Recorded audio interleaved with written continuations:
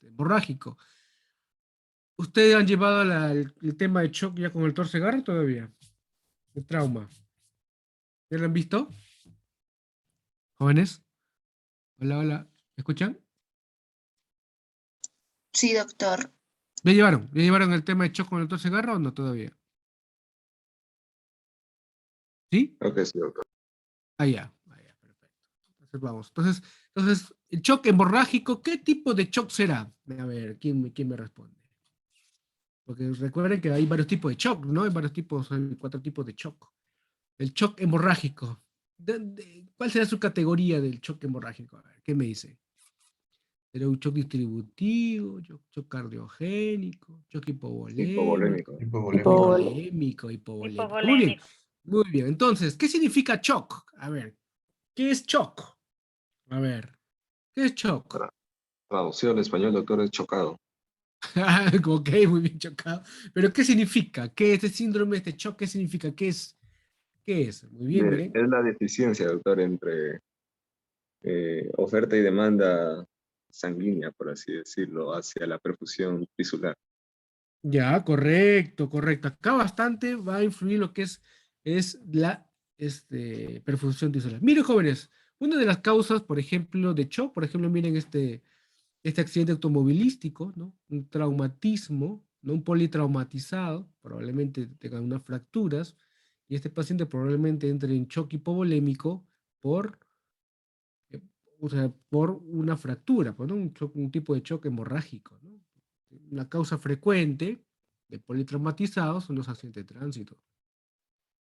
Acá tenemos otro, miren otro paciente politraumatizado, pueden ver acá las estigmas, miren en el abdomen, ¿ven? Entonces acá probablemente en las manos, en el tórax, probablemente esta vez un politraumatizado, pero probablemente tenga un trauma tóraco-abdominal, probablemente hay un sangrado oculto, ¿no? Ya está con su vía.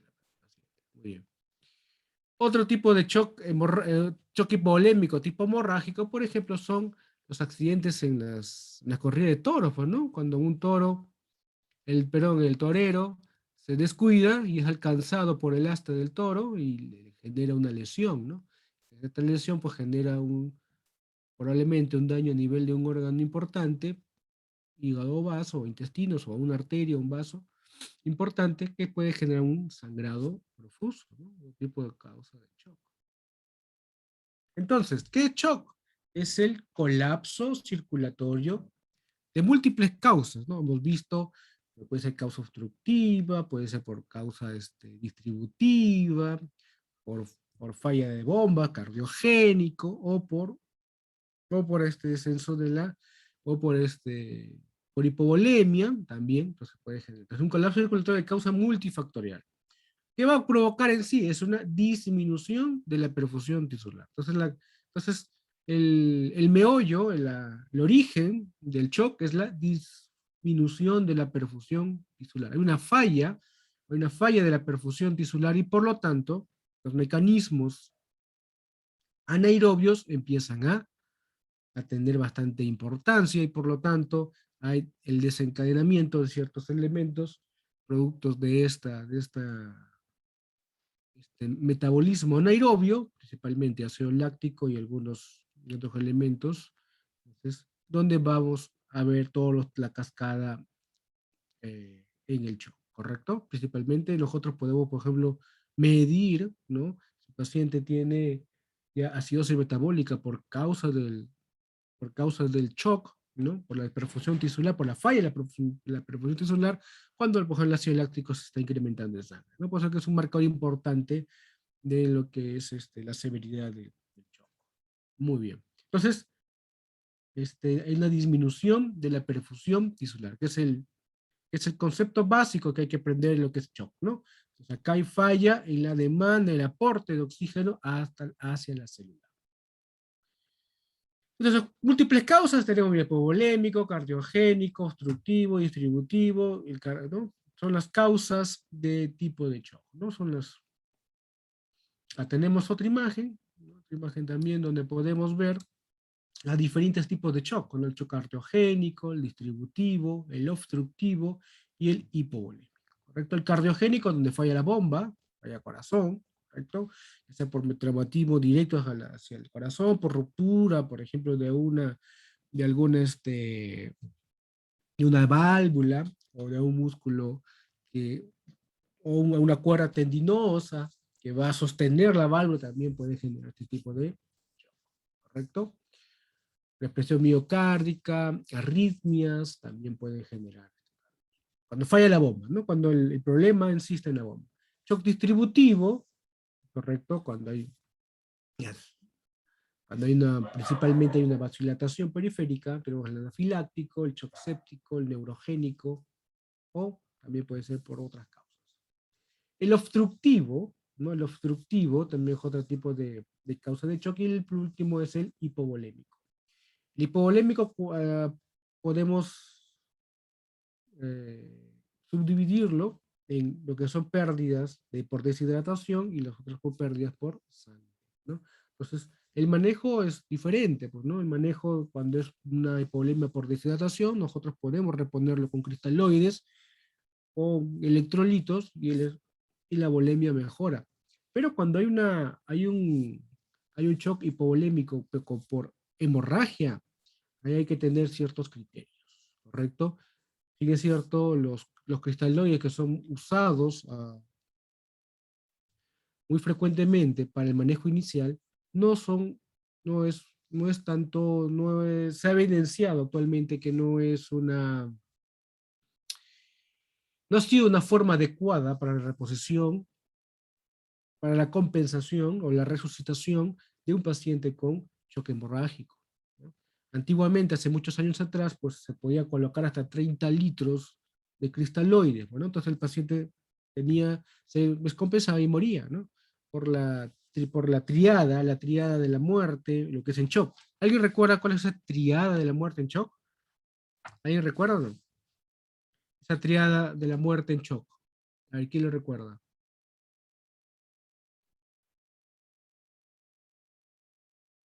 ¿Quién recuerda esa triada de la muerte?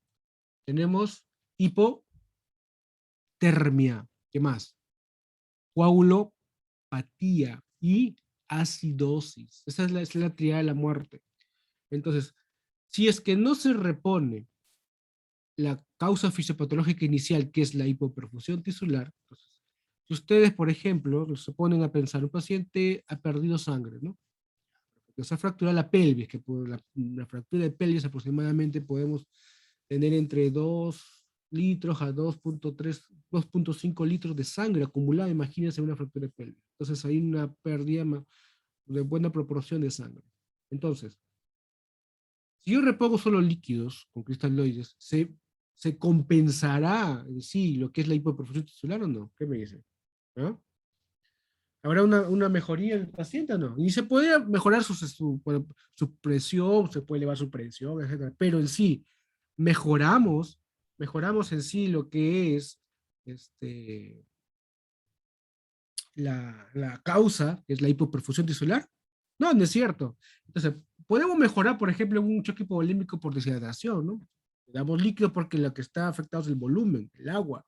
Entonces, damos volumen con líquidos, electrolitos, y el paciente se compensa. Pero un caso de choque hipovolímico por pérdida sanguínea, que es la causa más frecuente, lo que es el séptico, que se ve bastante, lo que es en manejo en cirugía, entonces hay que tener en ciertos criterios, ¿no?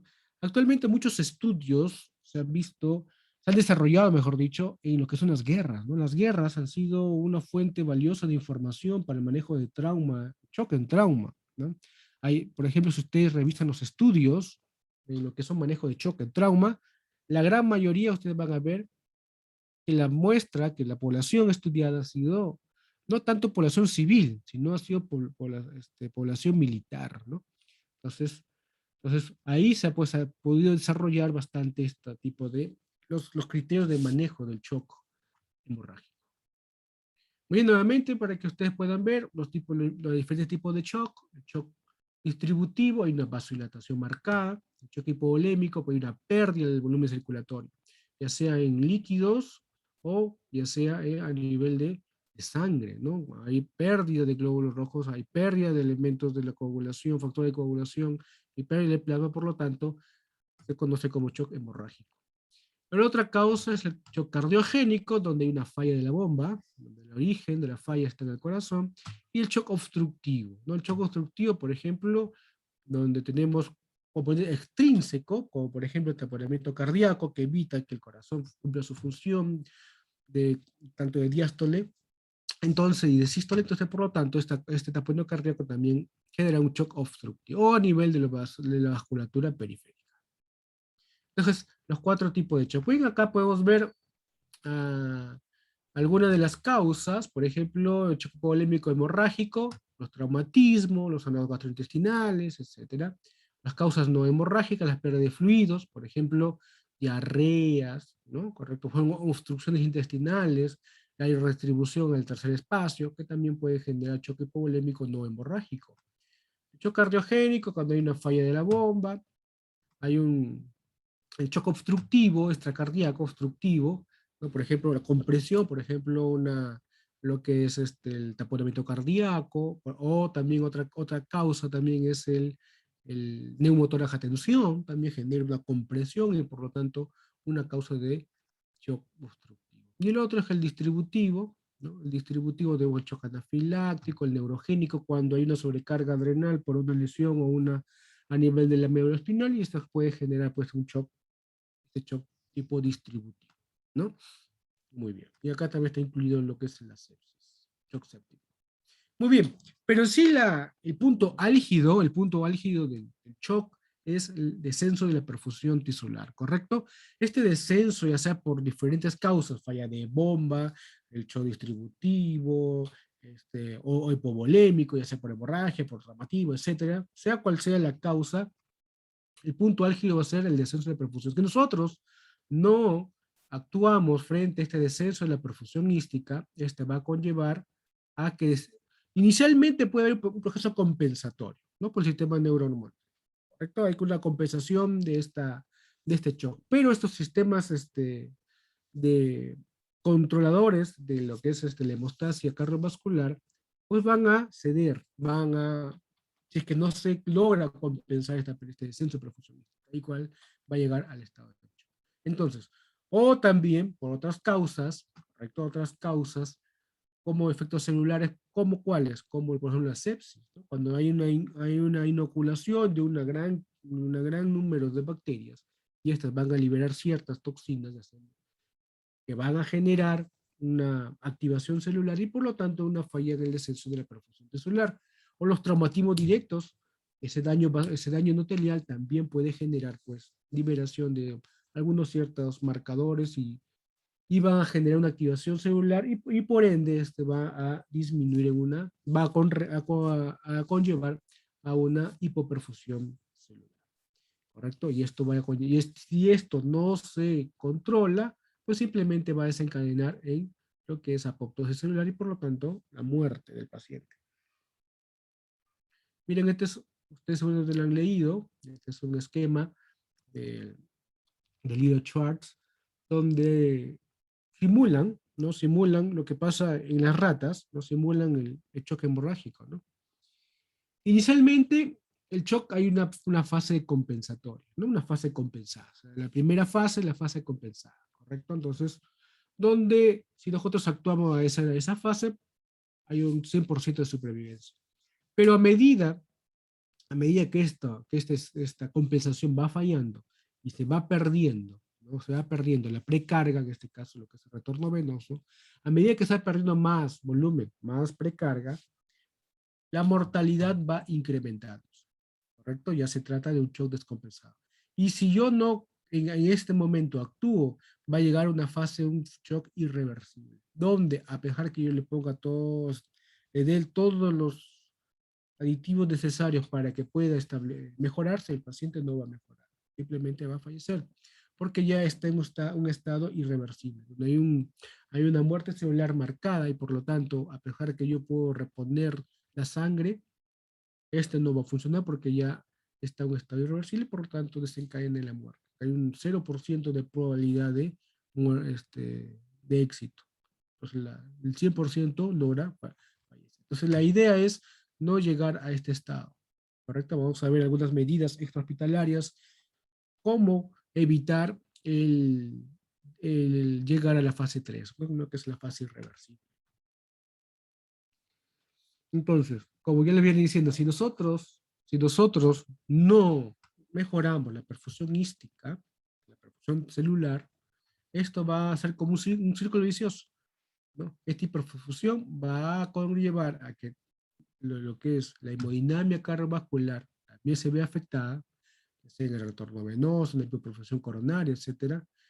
Esto va a aumentar la hipoperfusión celular. Y esto se va a tornar como un círculo vicioso, pues, ¿no? Es cada vez que hay menor hipoperfusión celular, por lo tanto, va a haber mayor disminución del gasto cardíaco principalmente, y esto va a agravar todavía aún más la perfusión celular, y por lo tanto esto va a llevar a una necrosis, y por lo tanto a una apoptosis, independientemente de la necrosis, que es la muerte del tejido. Entonces, vamos a ver lo que es el choque hemorrágico, ¿no? El choque hemorrágico es una de las patologías frecuentes que se maneja en trauma en cirugía, ¿no? Entonces, el choque hemorrágico está dentro de lo que es el choque hipovolémico, ¿no? El choque hipovolémico se divide en choque hemorrágico y el no hemorrágico, que son las otras causas de shock. Pero principalmente vamos a enfocarnos al choque hemorrágico, ¿correcto? Entonces, que hay una depresión del volumen intravascular. Por lo tanto, hay una pérdida masiva de glóbulos rojos, ¿correcto? Hay una pérdida masiva de estos glóbulos rojos y por ende, esto va a conllevar a toda la hipoperfusión celular y por lo tanto en el aumento de los mecanismos energéticos anaerobios, y esto pues va a incrementar tanto la coagulopatía y la acidosis por el aumento principalmente de ácido láctico. Entonces, si nosotros vemos aquí, el trauma también va a incrementar por lo que es la coagulopatía por el daño endotelial que produce, ¿no? Por lo tanto, esto va a incrementar, o sea, el choque hemorrágico debido a trauma, la coagulopatía es un punto álgido porque el trauma aumenta, agrava lo que es la coagulopatía, ¿no? Por el daño endotelial. Muy bien.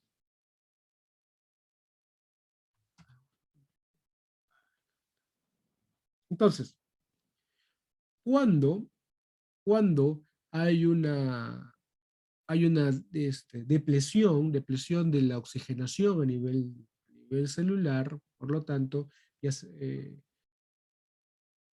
antiguamente, para poder nosotros, por ejemplo, llegar a un paciente con sangrado, se colocaba pues cristaloides, ¿no?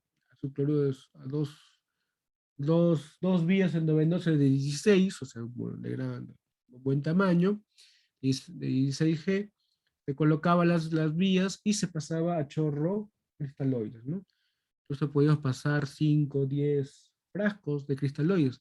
Pues se ha visto que esta infusión de cristaloides empeoraba el estado del paciente. Bueno, ya después se vio en estudios que veían que la mortalidad en pacientes que eran resucitados solo con cristaloides, pues tenía una alta mortalidad. Uno, porque agravaba la hipotermia. Recuerden que estos derivados, estos cristaloides, pues no estaban a temperatura corporal, estaban fríos, y por lo tanto esta perfusión con cristaloides incrementaba lo que es la hipotermia. Agravaba o sea, ¿qué hacía? Una hemodilución, ¿no? Es decir, no estábamos dando elementos formes, no estábamos dando factor de coagulación, simplemente estábamos dando fluidos, y por lo tanto hemodiluía la sangre, y por lo tanto agravaba aún más la hipoperfusión. Y esto también agravaba lo que es la acidosis, ¿no? La acidosis es sin elevación del anión GAP, ¿correcto? Muy bien. Entonces,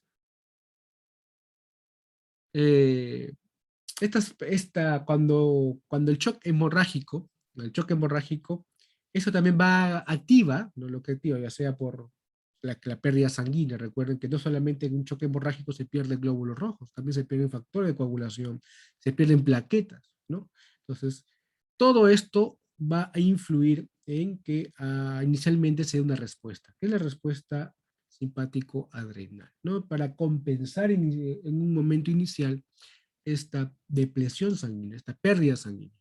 ¿correcto? Entonces hay una vasoconstricción, hay una activación endotelial, hay migración de los neutrófilos, activación de estos neutrófilos a nivel, por el mismo, si es que hay un trauma, la causa de trauma en la pérdida sanguínea, pues va a haber una liberación de glucocálices del endotelio y por lo tanto esto incrementa también la permeabilidad endotelial, ¿correcto?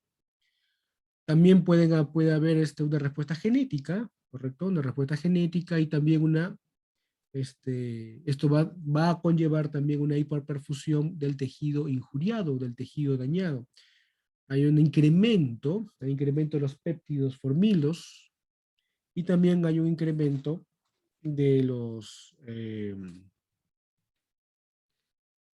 de las moléculas asociadas al daño, ¿no? Que son los DAMP, ¿no? Moléculas asociadas al daño. Entonces, todos estos mecanismos, ¿correcto? Van a conllevarse por que no se está corrigiendo lo que es la pérdida sanguínea, la hiperperfusión tisular, ¿correcto? Por ejemplo, miren en la imagen que está aquí al costado. ¿Está? Aquí, ¿correcto? Si hay una pérdida de plaquetas y factor de coagulación, obviamente la activación plaquetaria va a estar disminuida, ¿correcto? Entonces, también va a haber disminución de estos factores y por lo tanto esta hemostasia local no va a ser suficiente. Por ejemplo, un paciente que venga con una amputación en miembro inferior, ¿no? O viene con una fractura de fémur, por ejemplo, ¿no? Entonces, estos pacientes van a tener pérdida masiva de factor de coagulación, glóbulos rojos y plaquetas. Entonces, por ahí viene lo que es el manejo inicial. Aquí nos vamos. Entonces, por ejemplo, miren acá lo que son las causas de hemorragia y las muertes debido a la hemorragia, miren. Normalmente, por ejemplo, cuando un paciente tiene un aneurisma aórtico abdominal rota, ¿no? Tenemos poco tiempo para poder salvar al paciente. Después el diagnóstico temprano de los aneurismas aórticos abdominales, paciente que viene por síncope y dolor abdominal, pues hay que pensar un poco en el aneurisma aórtico abdominal. ¿Por qué? Porque su mortalidad es alta. Si este paciente no es tratado a tiempo, el 100% de estos pacientes fallece. Entonces, ahí la importancia, por ejemplo, de diagnosticar los aneurismas aórticos abdominales antes que se rompan, ¿no? Muy bien, entonces podemos ver ahí las causas, los números de muertes por año, ¿no? Debido a estas causas hemorrágicas. Entonces, podemos ver que hay buen número, 61.000 muertes por año, por ejemplo, son una estadística de los Estados Unidos. Entonces, tenemos una alta tasa de mortalidad por shock hemorrágico, ¿no? Por shock hemorrágico.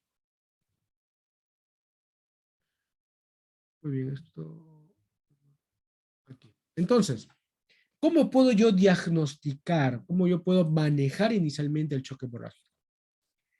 Porque si yo reconozco tempranamente el choque hemorrágico, entonces las acciones que uno va a tener pueden salvar la vida del paciente.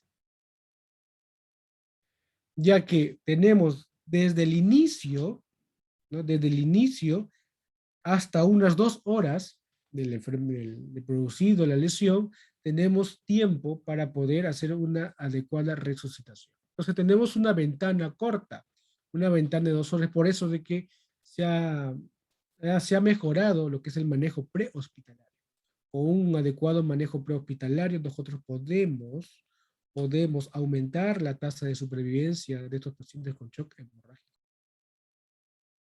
Entonces, uno es el control rápido del origen de la hemorragia. Entonces, por ejemplo, si el paciente tiene un accidente de tránsito y vemos que tiene un punto de sangrado, entonces el control rápido de ese origen de la hemorragia, por ejemplo, una arteria, puede salvarle la vida al paciente. No esperar hasta que llegue hasta el hospital, porque el paciente obviamente ya va a tener una pérdida más del 50% de su precarga de su volumen sanguíneo y por lo tanto entra ya en la fase de irreversibilidad y por lo tanto, aunque se haga todas las medidas, la mortalidad es el 100%. Entonces esta ventana de 2 horas es importante.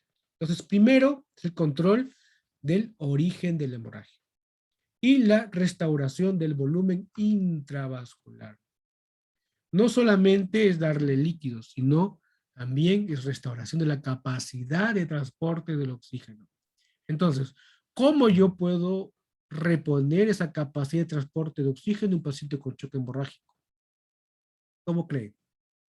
¿Con? ¿Con? ¿Qué le doy al paciente si está sangrando?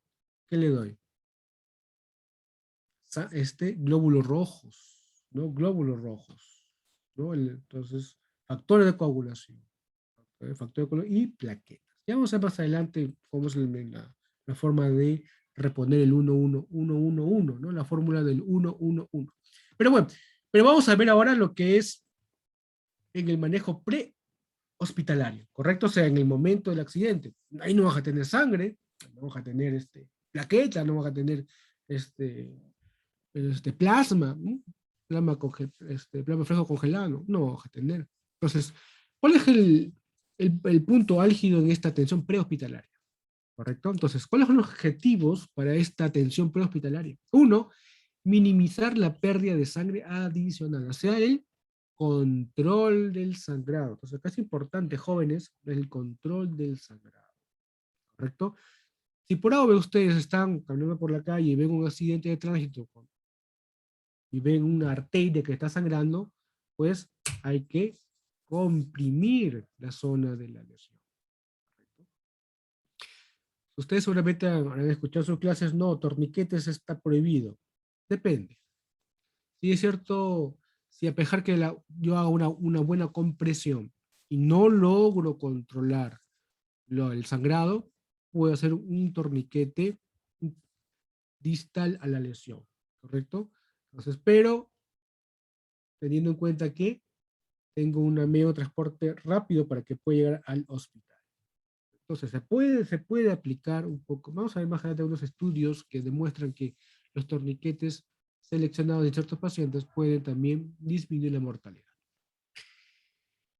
Proporcionar una reanimación con líquidos limitada a través de un acceso vascular periférico de gran calibre. Le puedo colocar dos accesos venosos, ¿correcto? Sí es cierto, yo en la atención prehospital por ejemplo, ustedes están trabajando en la ambulancia, van en la ambulancia con el paramédico, le colocan vías que inicialmente, pues, pueden colocarle cristaloides. Ya vamos a ver más adelante hasta cuántos cristaloides se recomienda colocar. Yo no puedo colocar, pues, 5, 10 frascos de cristaloides, ¿no? Empeoro el estado del paciente y aumento el riesgo de mortalidad. Y tres, transportar rápidamente al paciente a un centro que pueda brindar atención definitiva. ¿Correcto? Entonces, en la atención prehospitalaria, son estos los tres puntos objetivos, los tres objetivos que yo tengo que hacer. Entonces, miren, ¿qué dice la evidencia? ¿No? ¿Qué dice la evidencia, por ejemplo, para el primer punto, para el control del sangrado?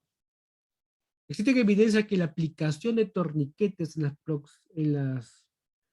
las proximidades de los sitios de hemorragia en las extremidades salva vidas sin riesgo de amputación o disfunción de la extremidad.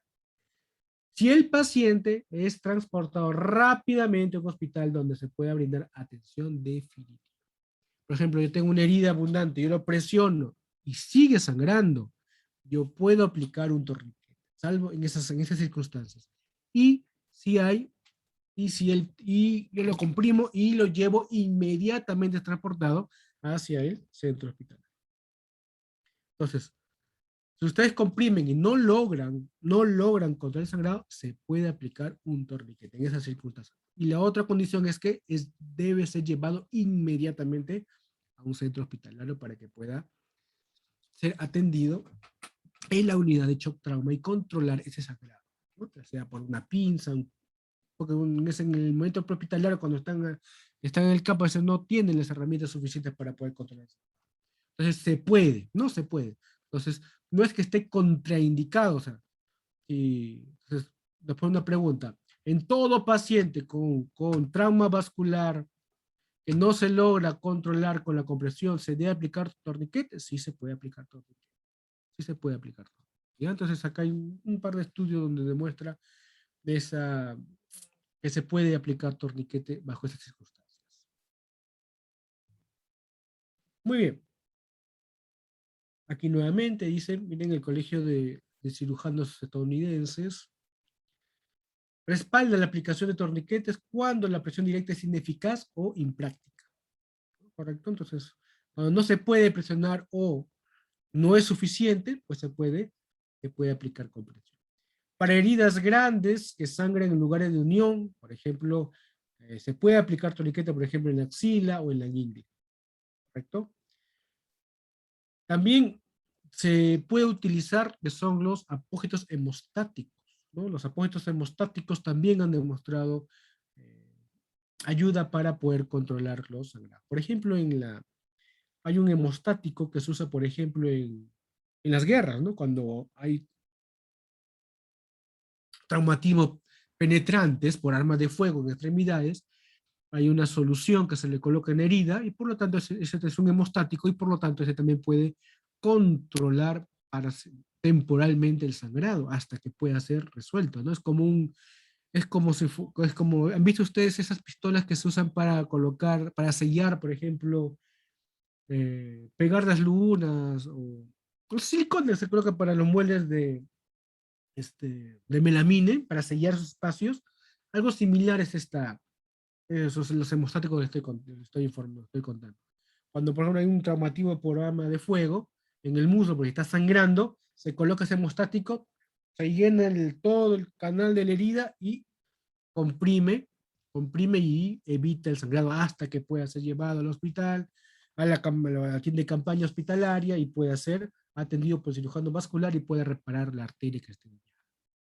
Entonces, los apógitos hemostáticos también son importantes, donde ayuda para controlar inicialmente el sangrado. Porque esto es manejo prehospitalario, o sea, manejo de emergencia. Entonces estamos acá viendo el control del sangrado, ¿no? El control del sangrado. Muy bien.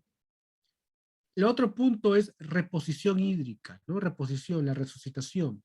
Entonces, se han probado numerosas soluciones de resucitación.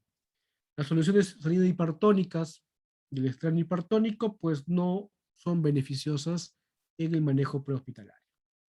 ¿Correcto? No se usan, ya no, porque empeoran, pueden empeorar, ¿no?, el estado del paciente.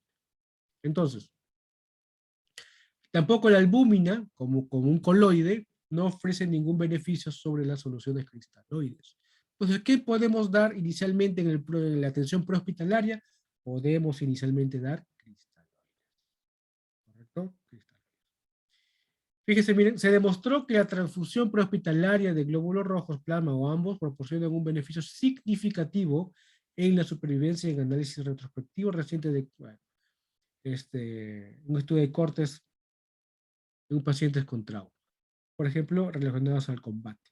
Bueno, por eso la mayoría de estudios son por ejemplo, es en Afganistán, miren, en Afganistán ese estudio. Entonces, ¿cuál es el punto acá? Por ejemplo, en las guerras, en los centros de atención de campaña, cuando se van a hacer su intervención, pues pues no llevan preparados hemáticos para iniciar la reconstitución, porque se ha visto de que si yo en vez de dar cristaloides doy, sea globo preparado, concentrado glóbulos rojos, asociado con plasma, ¿no?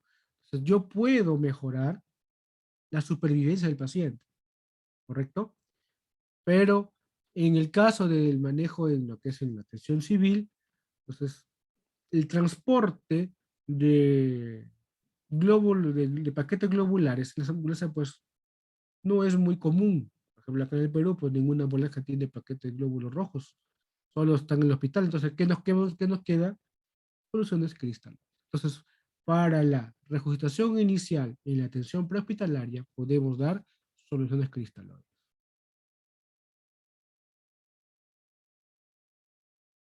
Muy bien. Entonces, como pueden ver, actualmente, ¿no? Actualmente, la resucitación prehospitalaria de pacientes con shock hemorrágico, podemos dar soluciones de cristal, ¿correcto? Podemos dar cristal.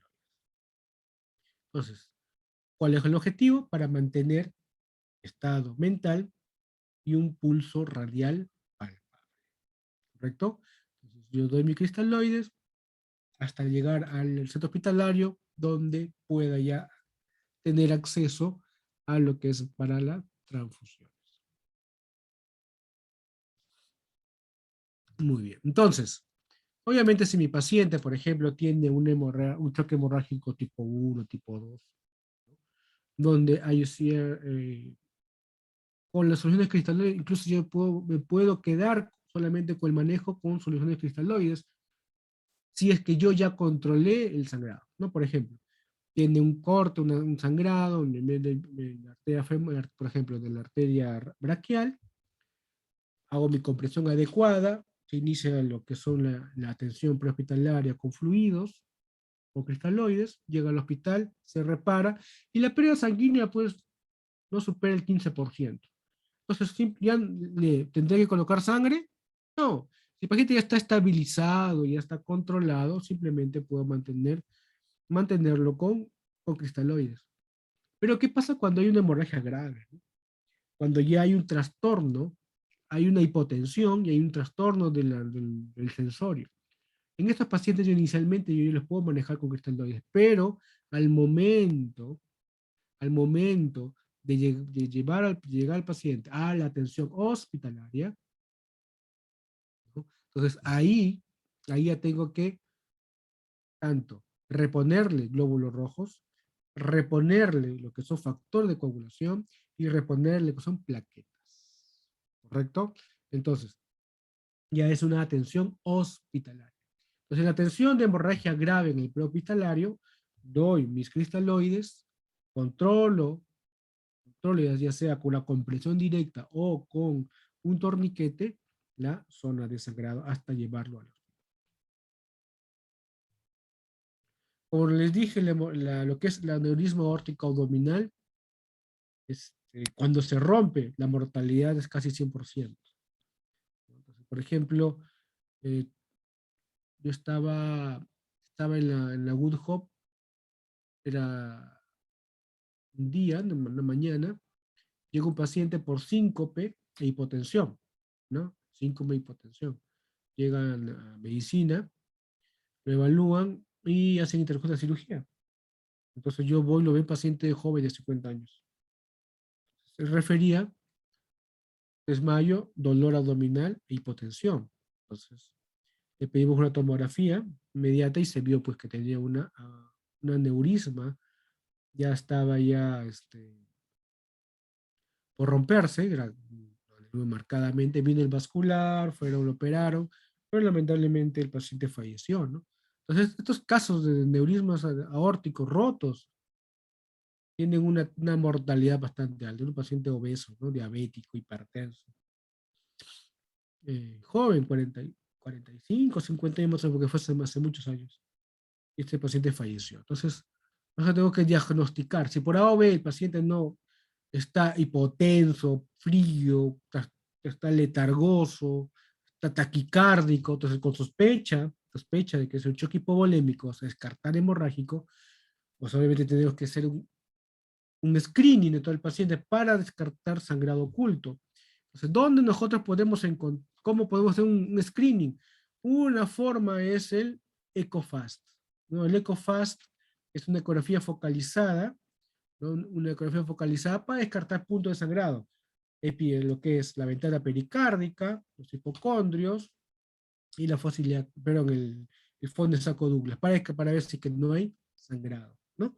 Entonces, es rápido, ¿no? En la unidad de shock trauma se hace el EcoFast y para descartar esos puntos de sangrado, esos 4 puntos de sangrado, ¿correcto?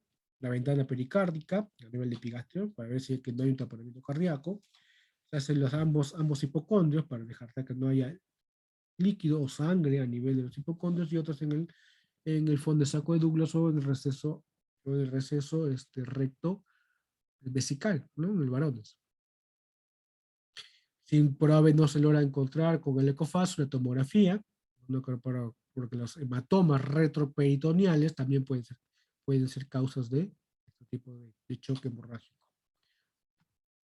Oculto, ¿no? Porque aparentemente no es, la gente tiene un trauma cerrado, no se ve un sangrado visible, entonces hay que descartar esos tipos de sangrados ocultos. Eso ya es a nivel hospitalario. Entonces, yo tengo un paciente con hemorragia grave. ¿Cuáles son los objetivos de la evaluación? Uno, durante la evaluación inicial se deben identificar las posibles fuentes de hemorragia. ¿Correcto? Si tiene una fractura, fractura de fémur, fractura de tibia, fractura de pelvis, estos tipos de fracturas pues pueden conllevar a un acúmulo de volumen de sangre marcado, ¿correcto? Muy bien. Dos, evaluar los exámenes de laboratorio, ¿no? Obviamente, cuando ya llega a nivel hospitalario, pues se van a indicar exámenes para ver tanto, no tanto para ver la hemoglobina hematocrito, porque la hemoglobina hematocrito inicialmente puede ser normales, ¿no? El paciente está consagrado, le toma un hematocrito y el hemograma, perdón, la hemoglobina hematocrito puede ser normal, así que el hematocrito y la hemoglobina inicialmente no es un buen marcador, ¿no? No es un buen marcador. Entonces, ¿qué les puedo pedir? Por ejemplo, lo que es el tiempo coagulación, lo que son el perfil de coagulación, ¿correcto? Porque el diagnóstico de coagulopatía, o algún tipo de coagulopatía, eso sí pueden determinar la gravedad de la hemorragia. Lamentablemente no en todos los hospitales hay elastógrafo, ¿correcto? Que es un dispositivo que mide, ¿no? Que mide qué elemento, qué factor está deficiente y por lo tanto qué debemos reponerle. Entonces, a través de una curva. Algunos hospitales lo tienen, como por ejemplo el Menara, por ejemplo, usan bastante lo que es trasplante hepático, ¿no? Entonces, estos elastoblastógrafos están monitorizando los factores de coagulación. Pero no en todos los hospitales tenemos, así que al menos pedir un perfil de coagulación. Y lo otro es los elementos de lo que son los gases arteriales, ¿no? Si está el paciente acidótico, cómo está lo que es el lactato, es importante para determinar la gravedad del paciente. ¿Correcto? Muy bien. Entonces, ¿cómo yo puedo determinar si mi paciente tiene una hemorragia leve, de clase 1, tipo 2, tipo 3 o tipo 4? ¿Correcto? Entonces, vamos a ponerle el punto de corte entre el 2 y el 3, ¿no? Y vamos a dejar una línea, ¿no? Miren, donde en este punto hay un descenso de la presión arterial. Si mi paciente viene con una presión arterial normal, ¿correcto? Por encima de 90/60, entonces yo puedo estar un poco tranquilo, ¿no? Porque si tiene una poca elevación de lo que es la presión de pulso, una frecuencia respiratoria ligeramente elevada y un poco de ansiedad, pues puedo estar en un estado de shock tipo 2. Entonces yo puedo manejarlo con cristaloides, ¿correcto? Entonces muchas veces el paciente viene con un poco de ansiedad, ¿no? Ansioso, afligido. Entonces nosotros, entre comillas, lo podemos catalogar, este es un paciente conversivo. Entonces, miren jóvenes, el shock tipo 1, el tipo 1, cuando hay una pérdida sanguínea menor del 15%, o sea, del 10 al 15% aproximadamente de pérdida sanguínea, pues va a estar todos sus signos vitales normales, pero el estado mental puede haber levemente ansiedad. Entonces debe llamarnos la atención que un paciente traumatizado, ¿no? Que ha tenido un accidente de tránsito, por ejemplo, y está un poco ansioso, no solamente pensar de, seguramente es el estrés postraumático, está un poco ansioso, que se ha chocado.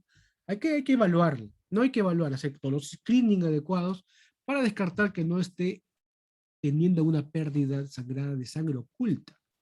Entonces, no hay que menospreciar a esos pacientes que solo tienen un poco de ansiedad. Hay que evaluarlos como a todos. Si es cierto, no es prioridad, porque es un shock 1, pero tampoco hay que mandarlos a su casa sin evaluarlos previamente. Si nosotros descartamos que no tiene ningún tipo de punto de sangrado, correcto, oculto, yo tranquilamente lo puedo observar por unos 8 o 12 horas y le puedo dar de alta. Muy bien, vamos a ver. Entonces, entre el 2 y el 3, el punto de corte es la presión arterial, ¿correcto? Vamos a ver aquí. Entonces, entre la 2 y la 3 vamos a encontrar la presión arterial. Ya a partir de la clase 3, tipo 3 de choque hemorrágico, vamos a encontrar hipotensión, ¿correcto? Hipotensión. Entonces, vamos a encontrar una frecuencia de pulso mayor de 120, una presión de pulso, cuando ustedes palpan el pulso, va a encontrar esa onda de pulso disminuida. Va a haber, ya va a haber taquipnea, ¿no? Ya va a haber incremento marcado de la frecuencia respiratoria.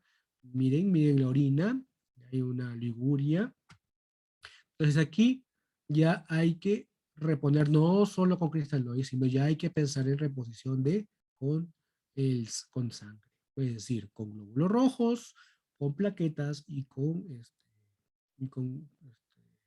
plasma fresco congelado. Entonces, en el tipo 1 y tipo 2, tranquilamente nos podemos quedar con cristaloides, ¿correcto? Con un adecuado control del sangrado, podemos manejarlo con cristaloides. Pero, ya a partir de la clase 3 y clase 4, hay que los hemoderivados, ¿correcto? Los hemoderivados. Y obviamente ya en la clase 4, hay una pérdida sanguínea más del 40%, ¿correcto? El paciente está confuso, está letárgico, también taquicárdico, ¿no? Entonces, aquí ya, obviamente, el paciente, aparte del control del sangrado, hay que transfundir. Se puede entrar en la categoría de transfusión masiva, ¿no? Transfusión masiva.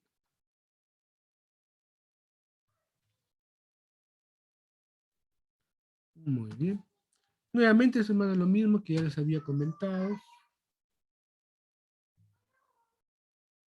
Muy bien. Entonces, en el choque hemorrágico, ¿cuáles son los objetivos de la resucitación? La resucitación se define como el aporte que yo le doy para mejorar lo que es la hipoperfusión celular. Entonces, ¿cuáles son los objetivos de la resucitación? Restauración del volumen intravascular, ¿correcto? Y dos, el control rápido de la hemorragia como parte del paradigma de reanimación de control de daños, ¿correcto? Entonces, antiguamente solamente no se había estipulado esta definición de resucitación o control, la resucitación de control de daños, ¿no? Actualmente ya se usa bastante en manejo con trauma lo que es el control de daños, tanto el control de daño quirúrgico como la reanimación de control de daños, ¿correcto? Entonces, estos son los objetivos de la resucitación por control de daños. Miren, jóvenes, tenemos que disminuir o corregir la hipotermia, ¿no? Recuerden cuál es la triada de la muerte, es la hipotermia, ¿qué más? Hipotermia, ¿qué más? ¿Qué más? Coagulopatía. Coagulopatía, ¿y qué más? Coagulopatía. Acidosis. Ácidos, ¿correcto? Entonces, disminuir o corregir la hipotermia. Es por eso que ahora, ¿no? Se usan por las mantas térmicas, ¿no? Ya en toda unidad de manejo de trauma tienen, pues, sus, sus, las sábanas con regulación de temperatura, ¿correcto? Entonces, para evitar la hipotermia en el paciente. Muy bien, acá, bueno, aplicar la presión o torniquete proximal en los sitios de hemorragia. Muy bien, acá miren, minimizar la infusión de cristaloides. ¿Correcto? Miren, menos de 3 litros en las primeras 6 horas. Esta definición es importante, jóvenes. Antes se pensaba, pues, darle nada más cristaloides para mantener cierta presión de pulso, ¿no? Entonces, pero ahora miren, dado las nuevas revelaciones en las investigaciones, han visto de que cuando hay una infusión masiva de cristaloides, aumentamos el riesgo de hipotermia, aumentamos el riesgo de acidosis metabólica. aumentamos la hemodilución y por lo tanto no compensamos lo que es el mejoramiento de la perfusión celular. La incrementamos y por lo tanto aumentamos la mortalidad. Inicialmente en una hemorragia severa, ¿no? Tipo 3, tipo 4, entonces podemos iniciar en la atención prehospitalaria con manejo de cristaloides, pero no debemos sobrepasar los 3 litros en las primeras 6 horas, ¿correcto? Tenemos tiempo suficiente para poder manejarlo y poder transportarlo a una unidad de trauma o un hospital de mayor complejidad, ¿correcto? Entonces aquí vamos a usar ya los protocolos de transfusión masiva, ¿no? Los protocolos de transfusión masiva hay que tener ya en la unidad de trauma, tienen estos protocolos de transfusión masiva activa para poder aportar, ¿no? Reponer esta pérdida de volumen intravascular, ¿correcto? Entonces, también es ya ver lo que es el tratamiento quirúrgico definitivo, o sea, si es, por ejemplo, una sección de una arteria importante, ir a quirófano, llamar al vascular para que se pueda corregir, o si es un sangrado gastrointestinal, tratamientos endoscópicos, o también por hemostasia angiográfica, ¿no? Las embolias por angiografía también se puede utilizar para tratar de controlar la pérdida. Muy bien, vamos a... Entonces, si tengo yo un paciente con un sangrado severo, entonces debemos activar que son los protocolos de transfusión masiva. Ahora, ¿qué se va a transfundir? Se va a tener concentrado de glóbulos rojos, plasma fresco congelado, plaquetas, crío precipitado, ¿correcto? Entonces, todo esto involucra lo que son los protocolos de transfusión masiva. Entonces, el uso de estos protocolos de transfusión masiva, pues, han mejorado, se ha visto un beneficio en la supervivencia de los pacientes con hemorragia aguda severa.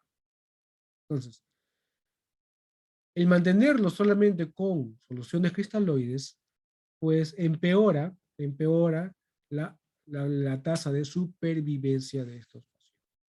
Muy bien, vamos a ver. Entonces, ¿cómo yo puedo dar una adecuada resucitación de control de daños? ¿Correcto? Entonces, se ha visto, se ha estudiado múltiples sistemas de reposición del volumen intravascular. Pero el que más se ha visto que tiene una mejor respuesta es la proporción 1-1-1. ¿Y qué significa?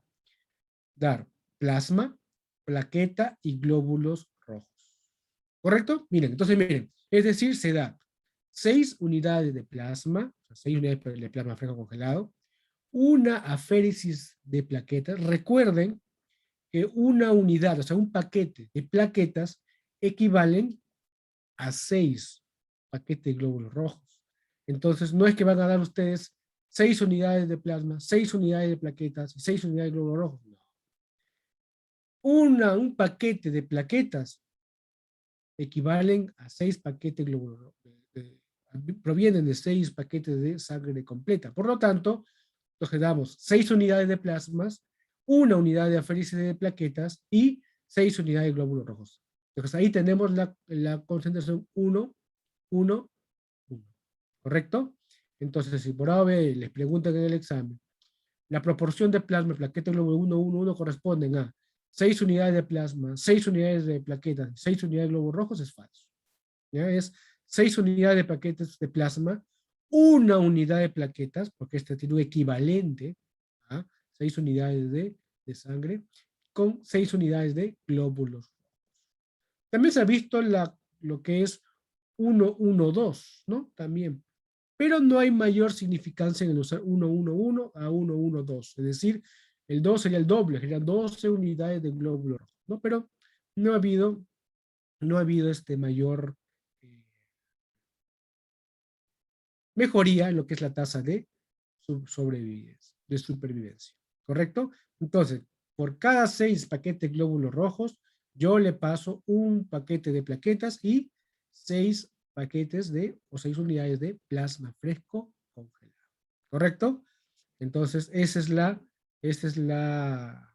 proporción 1, 1, 1. Y es la que se utiliza actualmente, ¿no? Se utiliza actualmente.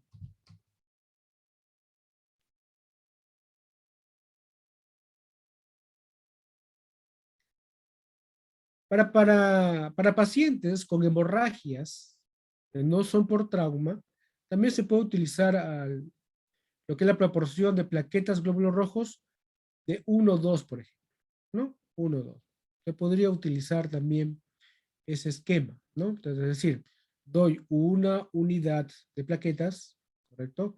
Y doy 12 unidades de glóbulos rojos, ¿no? También se puede utilizar. Pero, como les digo, si es que no tengo plasma fresco congelado, puedo dar este tipo de reposición. Pero realmente en todo centro hospitalario tenemos plasma fresco, tenemos glóbulos rojos, concentrado de glóbulos rojos y tenemos lo que es concentrado de... Entonces la proporción ideal es la 1-1-1, que equivale a 6 unidades de plasma fresco, una unidad de plaquetas y 6 unidades de glóbulos rojos. Ahora, transfundir también tiene sus riesgos. Recuerden que todos los hemoderivados tienen anticoagulante, tienen citrato como anticoagulante, ¿correcto? Entonces, cuando se transfunde a gran volumen, por ejemplo, una paciente politransfundido puede tener más de 10 paquetes de glóbulos rojos al día, esto también puede conllevar a una toxicidad, ¿correcto? A una toxicidad. Y esto aumenta la mortalidad y perpetúa la coagulopatía, ¿correcto? Entonces, un ratito. Entonces,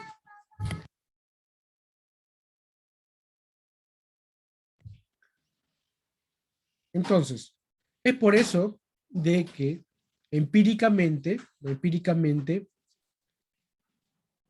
durante las transfusiones cuando se transfunde a gran volumen de paquetes globulares,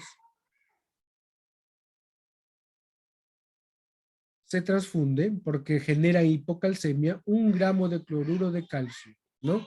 En las primeras 4 unidades de cualquier producto sanguíneo, ¿no? Entonces, no solamente es transfundir, sino también puede dar el aporte de calcio, porque el citrato puede conllevar a una hipocalcemia y puede ser de mortalidad, alta mortalidad. Muy bien. Entonces, aquí nosotros ya definimos lo que es pérdida sanguínea masiva. ¿Cómo definimos nosotros la pérdida sanguínea masiva? A ver, ¿quién puede leer la diapositiva? Era un voluntario porque no les escucho. ¿Cómo definimos la pérdida masiva?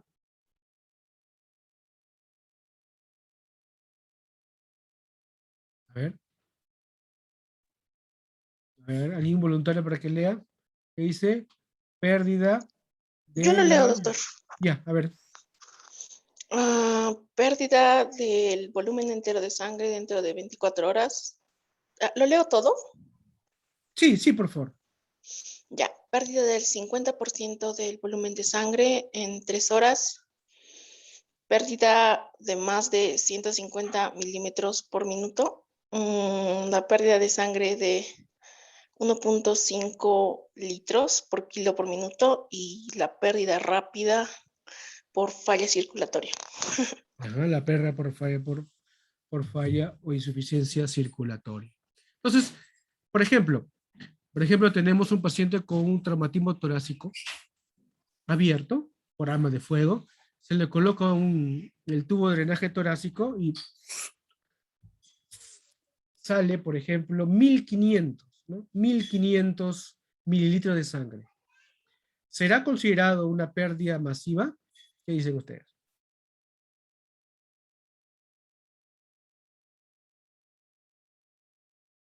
¿Qué dicen?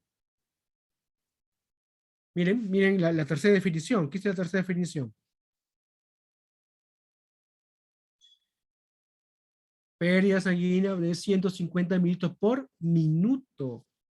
Por ejemplo, si yo le coloco el tubo, por ejemplo, pónganse, ya, pónganse, por ejemplo, en 5 minutos. ¿Cuánto sería 150 por 5? A ver, sería casi 750, ¿no? 750.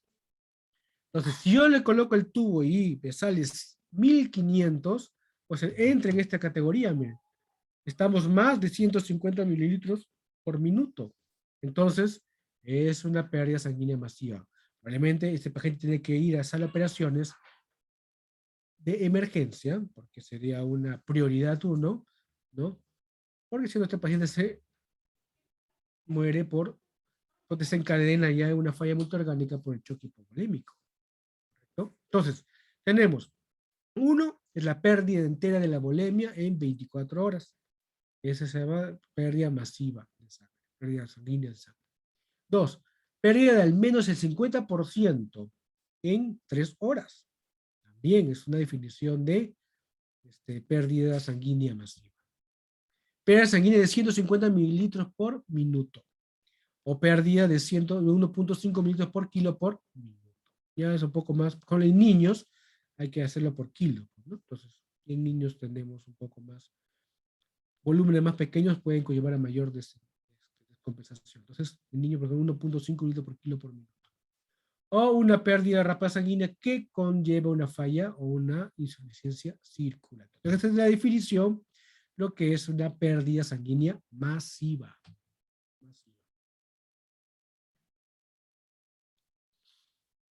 Muy bien. Entonces, miren, obviamente que la mortalidad se va a incrementar también con la cantidad de transfusión que uno recibe. Fíjense, miren. Un paciente que recibe de 1 a 10 concentrados de glóbulos rojos. Son diferentes estudios, ¿no? Son diferentes estudios que se han realizado. Por ejemplo, Como encontró 22%, Huber 14.8%, y lo que es INAVA, 30% aproximadamente, ¿no? Entre 11 y 20, 30, 35, 78, 95, miren INAVA. Cuando ya sobrepasan los 40, de 40 paquetes glóbulos rojos, la mortalidad ya aumenta más del 50%. ¿No? Incluso entre 20 y 21 que encontró 50%, Catabil 60%, ¿no? Acá, por ejemplo, 59% en 40. Entonces, vemos que a mayor número de concentrados de glóbulos rojos, la mortalidad va a incrementar. ¿Correcto?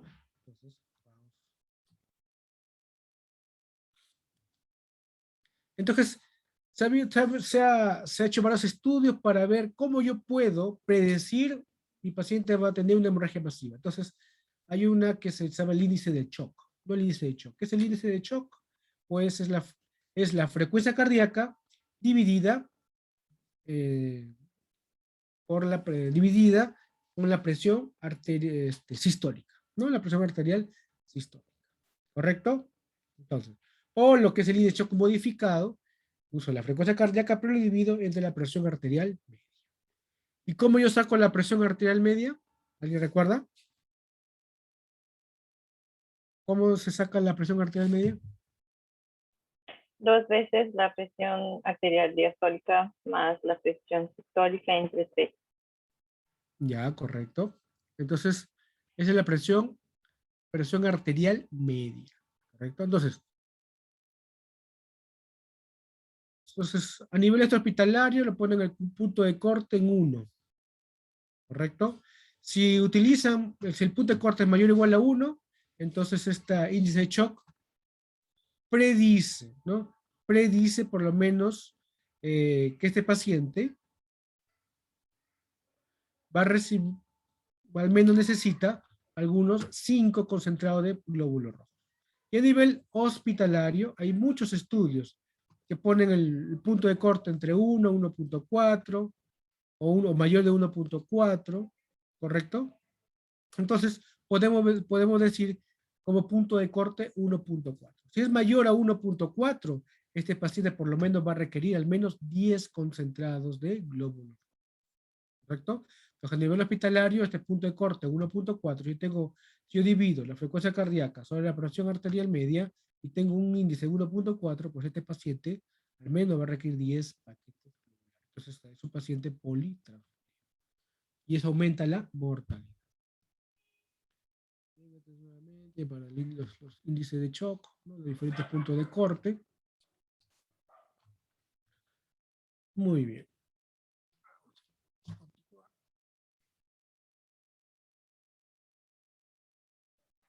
Muy bien. Hay muchos scores, ¿no? Hay muchos scores, lo que es para determinar, ¿no? Para determinar cómo predecir la necesidad de transfusión masiva en las primeras 24. Uno de estos es el score, el ABC, ¿no? Este score ABC tenemos, si el trauma ha sido por un mecanismo penetrante, sí o no, le damos un punto. ¿Correcto? Entonces, si es que tiene la presión sistólica menos de 90, también otro punto. ¿Correcto? Si tiene una frecuencia cardíaca de 120, también. O si tiene un punto positivo en lo que es el ECOFAST, ¿no? En el examen ECOFAST, si tiene un punto positivo para sangrado, también es un punto. ¿Correcto? Entonces, con esta valoración yo puedo determinar si mi paciente necesita transfusión masiva al menos en las primeras 24 horas. ¿Correcto? Con un score de 2 o más, se predice transfusión masiva. Entonces es un buen predictor, más que todo para manejo por trauma, ¿no? Entonces para manejo por trauma tenemos este score, el ABC, ¿no? Si encontramos 2 a más, entonces este paciente probablemente llegue a transfusión masiva.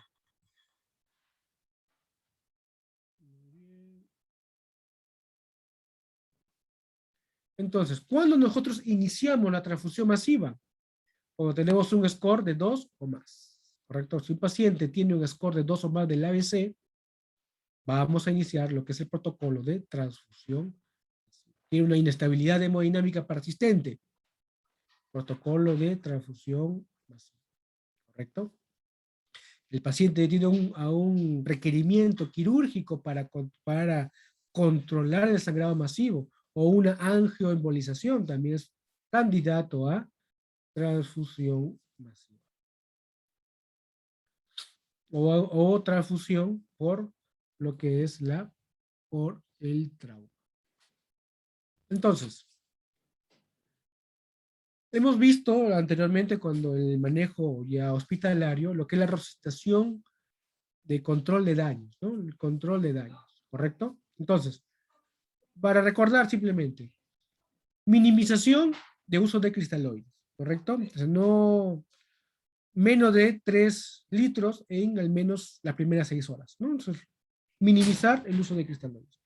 La hipotensión permisiva, es decir, no a todo mi paciente, pues obviamente, pues, con mantener al menos una presión arterial media de 60, no sobrepasar la presión arterial media de 60 porque puedo conllevar a complicaciones, eso se llama hipotensión permisiva. Y lo otro es lo que es la transfusión de productos sanguíneos y lo que es la corrección de la coagulopatía. Entonces, no solamente yo voy a reponer glóbulos rojos, ¿no? Tengo que transfundir también lo que es plasma fresco congelado y también plaquetas. Entonces, hemos visto en la proporción 1, 1, 1. Cada 6 unidades de glóbulos rojos, una unidad de plaquetas y 6 unidades de plasma fresco congelado. Entonces yo logro transfundir adecuadamente, doy glóbulos rojos y también estoy corrigiendo la coagulopatía. Bien, esto ya va de lo mismo, los cristaloides que ya hemos visto. Muy bien. Entonces, para el manejo inicial, los cristaloides sí podemos utilizarlos porque permanecen pues, en el intravascular. Pero no se van a mantener siempre en el íntegro, sino van a pasar hacia el espacio intersticial.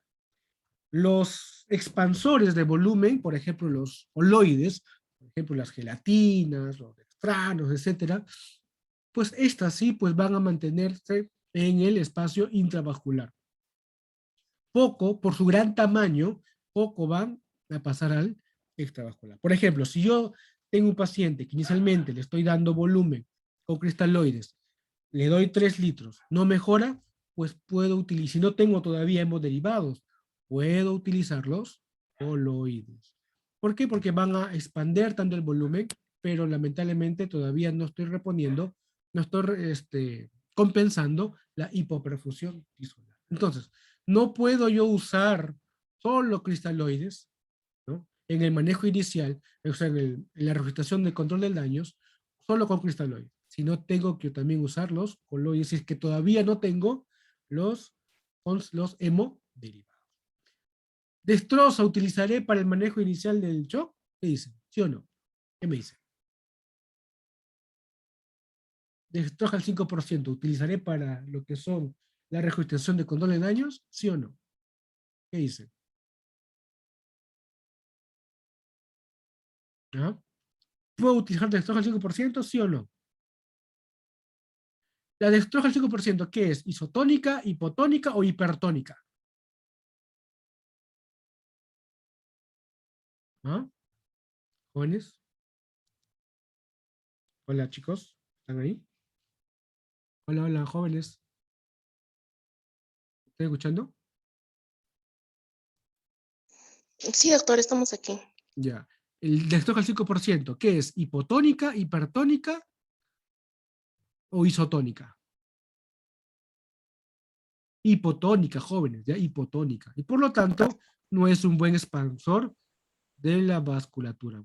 Rápidamente se va a ir al intracelular, ¿correcto? Rápidamente se va a ir al intracelular. Por lo tanto, dextroja nosotros o soluciones hipotónicas o hipertónicas no utilizamos para la regurgitación de control de daños. Entonces, inicialmente podemos utilizar cristaloides hasta qué cantidad, qué volumen podemos dar, hasta ¿hasta cuánto? ¿Qué dice la recomendación? Hasta menor de 3 litros, ¿en qué tiempo?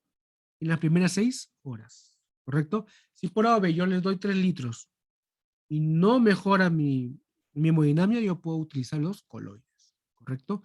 No se recomienda usar más cristaloides porque descompensamos más al paciente, ¿correcto? Podemos usar los coloides hasta tenerlos hemoderivados.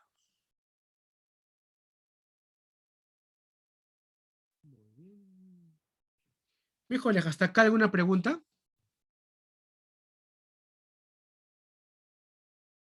¿Hasta acá alguna pregunta, chicos?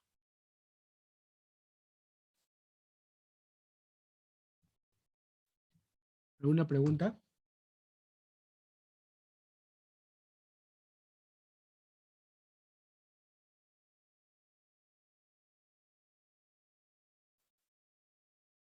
Hola, chicos.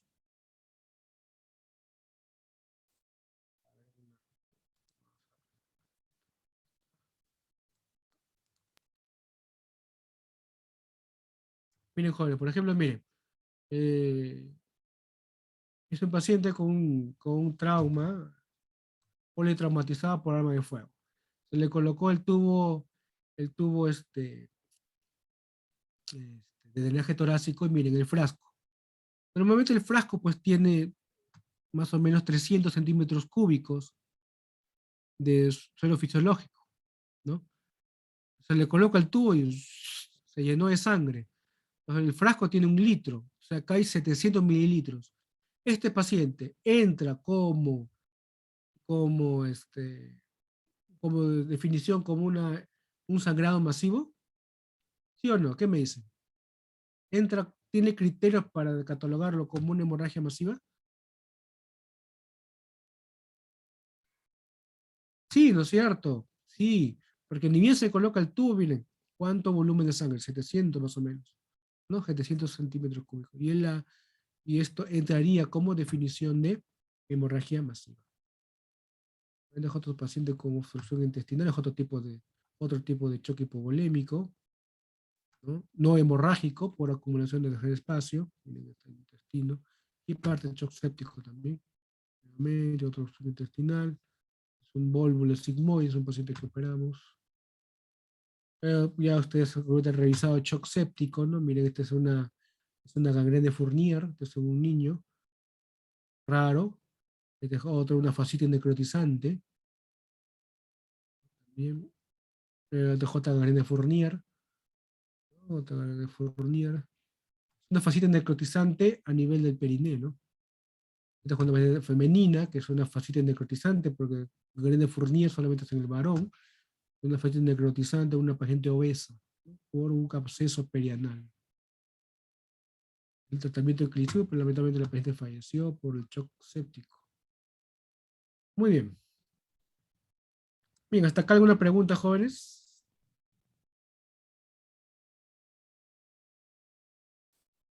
¿Alguna pregunta hasta acá?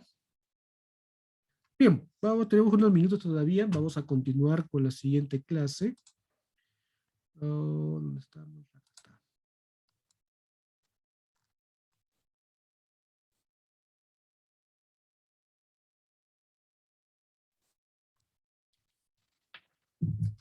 Muy bien, vamos a continuar con una parte de soporte nutricional. Vamos a avanzar unos minutos y un ratito.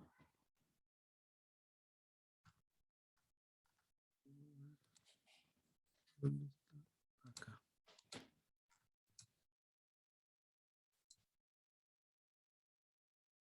Muy bien. Soporte nutricional en cirugía. Uno de los temas que también ha influenciado mucho en la recuperación de los pacientes es el apoyo nutricional en cirugía, ¿correcto? Entonces,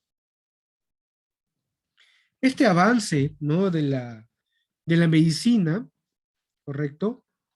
Pues ha mejorado bastante el pronóstico de los pacientes con un trastorno de la nutrición.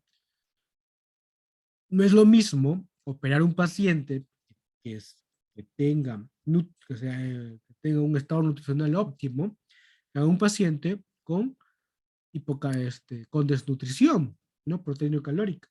Entonces, las complicaciones posoperatorias son mayores en un paciente que ya tenga un mal estado de nutrición. Entonces, hemos visto que la nutrición, el apoyo nutricional se puede dar de dos formas, tanto una nutrición parenteral como una nutrición enteral. Sí que es cierto, si el paciente tiene un adecuado funcionamiento del tubo digestivo, se optará por la nutrición enteral, ¿correcto? Entonces siempre la nutrición enteral va a primar sobre la nutrición parenteral. Pero si yo tengo una alteración en el tubo digestivo, por ejemplo, tiene una obstrucción a nivel del esófago, entonces podemos ya utilizar las nutriciones tipo mixtas. O, por ejemplo, tenemos un paciente está que no puede deglutir, que tiene una fístula, por ejemplo, de alto gasto, ¿no? Alta, por ejemplo, a nivel de Y1, todo lo que le damos por la vía oral sale por la fístula y por lo tanto no hay una adecuada absorción. Entonces en estos pacientes podemos optar por la nutrición parenteral, ¿no? La parenteral, es decir, por vía endovenosa. Nutrirlo por vía endovenosa, porque ha fallado la nutrición enteral. Muy bien, entonces, ¿cómo nosotros podemos ver cuántas calorías yo tengo que dar a mi paciente? Hay muchas fórmulas para ver el gasto energético basal. Entonces ahí, por ejemplo, les puedo mostrar, hay varias fórmulas. Sí es cierto, los valores van a ser algo diferentes, ¿no? Con respecto a los diferentes métodos de calcular lo que son los requerimientos energéticos basales. pero van a estar en promedio casi similares. Por ejemplo, miren, vamos a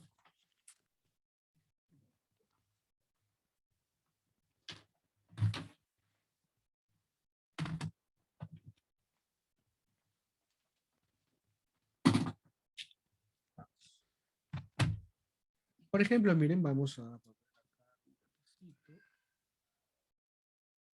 Por ejemplo, vamos a usar esta fórmula, ¿ya? Que es miren, es un poco más difícil de aprenderla diferente de estas fórmulas.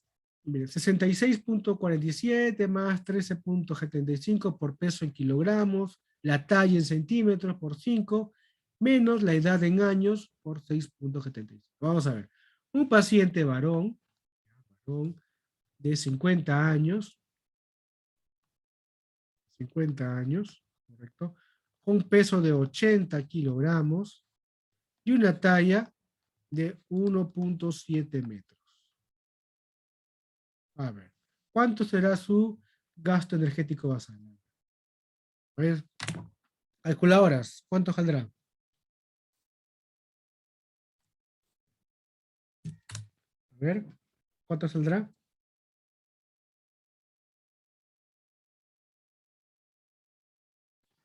A ver, ¿cuánto sale?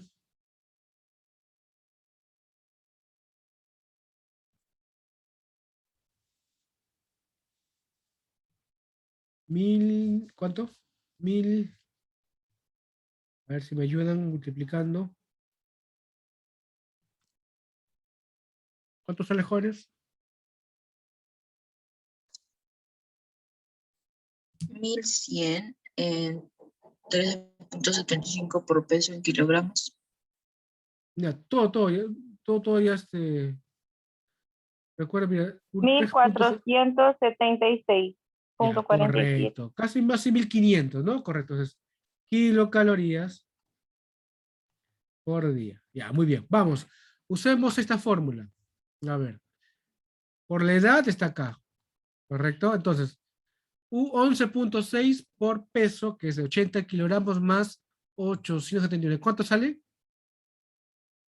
A ver, usamos esta fórmula.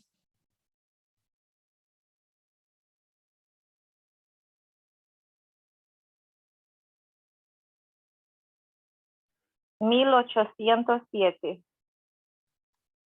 Ya, 1807, ¿ya? Muy bien. Entonces, miren, tanto de acuerdo a las fórmulas que utilicemos, van a haber unas variaciones en cuanto a las kilocalorías, ¿correcto? Entonces, sí es cierto, tienen algunos márgenes de errores, ¿correcto? Por ejemplo, miren, acá hay un amplio rango de edad de 30 a 60, 1800 diario. Usando esta fórmula nos saldría, porque también va el peso, 1500 más o menos. Entonces, no es muy exacto el uso de algunas fórmulas para poder catalogar el gasto energético, ¿correcto? Pero se recomiendan estas que son más simplificadas, usan el peso nada más, ¿no? Entonces, más o menos 1800 sería para un paciente de 1,70 m, de 80 kilogramos, de 50 años. Hay otras fórmulas que ya más que todo ven en rangos. Miren, por ejemplo, miren. Promedio de necesidades energéticas diarias en el adulto. Ligero, está casi en reposo, moderada e intenso, por ejemplo, los atletas, lo que van a hacer deporte. Viene un paciente que es ligero, que está haciendo que está en reposo, 1500. Entonces, casi tienen los mismos, ¿no? Casi se mantiene por esos valores, ¿correcto? Entonces, en forma general, global, podemos decir que el varón con una actividad moderada, 1550. Pero ligera. Una actividad moderada, 1780. Y una actividad intensa necesita al menos más de 2000 kilocalorías. ¿Correcto? Entonces, un promedio de un paciente de 80 kilogramos, de 1,70 m y de 50 años, su requerimiento es aproximadamente 1500 kilocalorías. Entonces, ya si quieren determinarlo, yo les recomiendo aprenderse esta fórmula que es mucho más sencilla. 11.6 por peso más 870.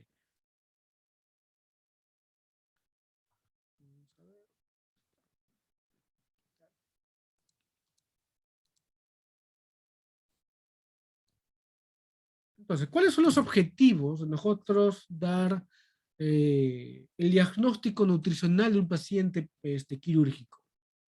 Uno, obviamente, identificar a los pacientes que tienen este trastorno o los que tienen riesgo de desnutrición, con déficits nutricionales específicos, y también para dar un seguimiento a los pacientes que están en terapia nutricional, ¿no? Por ejemplo, pacientes que tienen síndrome de intestino corto, pacientes, o falla intestinal, ¿no? Para decir, tienen un yeyuno tan corto que no es suficiente para poder nutrirse. Pues estos pacientes van a lo que es la terapia parenteral de por vida, ¿no? Porque hasta ahorita todavía no hay una adecuada casuística para trasplante de intestino. Recuerden que el intestino es un órgano que tiene también múltiples funciones, tiene funciones neuroendocrinas, tiene bastante tejido linfático, ¿no? Tejido linfoide. Entonces, el trasplantar el intestino, pues genera una respuesta inmunitaria y por lo tanto, bastante rechazo. Entonces, por eso es que todavía no hay un 100%, no hay un buen éxito en cuanto a las terapias de trasplante intestinal. Sí hay casos por el trasplante intestinal, como hay trasplante hepático, trasplante renal, ¿no? Trasplante pulmonar, trasplante cardíaco, trasplante de córneas. Los pacientes son sometidos a terapia inmunosupresora de por vida. Pero muchas veces esa terapia inmunosupresora no es suficiente y hay rechazo. O sea que todavía no hay una estandarización de trasplante intestinal. Entonces, ¿cómo yo puedo valorar la nutrición de mi paciente? A través de las medidas antropométricas, ¿no? El peso, el índice de masa corporal, ¿correcto? El perímetro braquial, podemos utilizar como medidas antropométricas. Una adecuada historia clínica, una adecuada historia dietética, y tomando también en cuenta algunos parámetros bioquímicos, como la albúmina, ¿no? La albúmina es un marcador del estado nutricional del paciente, por ejemplo. Entonces, ¿cómo yo puedo valorar? Un adecuado examen clínico, ¿correcto? Yo pregunto cuánto ha sido cómo es su dieta del paciente, cómo ha ido su peso corporal en el transcurso del tiempo, los aspectos socioeconómicos, pacientes con menor estado socioeconómico, obviamente también su estado nutricional tampoco va a ser el óptimo, hábitos tóxicos, el consumo de alcohol, el consumo de drogas, el consumo de cigarro, y la exploración física con las medidas antropométricas que ya hemos visto, como por ejemplo el peso y talla, es importante, el peso y talla, el índice de masa corporal, que es una medida fácilmente que nosotros podemos encontrar. A ver, ¿quién me dice cómo se calcula el índice de masa corporal? A ver. Índice de masa corporal es igual Al peso sobre la altura al cuadrado. correcto, el peso en kilogramos sobre la altura en metros elevada al cuadrado. Correcto. Entonces, si yo tengo un índice de masa corporal, miren, entre menor de 18, pues este es un paciente que está en un estado de nutrición.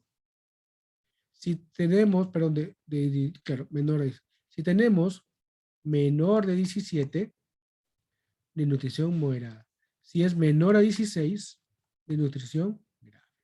¿Correcto? Entonces, a menor IMC, vamos a encontrar que podemos también catalogarlo con un estado de desnutrición.